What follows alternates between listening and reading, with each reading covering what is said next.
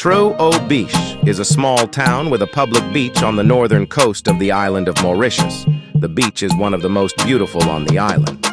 Trou Biches started off as a fishing village in the 19th century, and its name appears on the Lislet-Geoffroy map, drawn in 1807 during the French colonial rule of the island.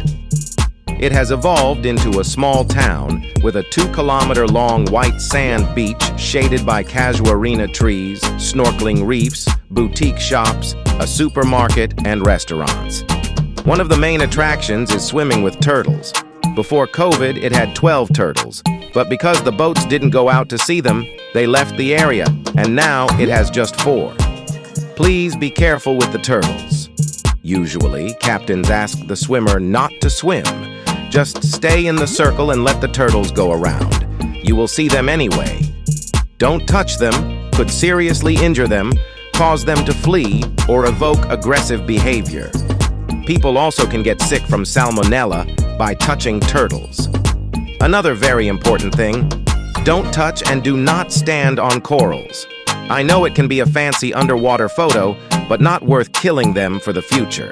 If you liked the video, don't forget to hit the like button and subscribe to the channel. Thank you.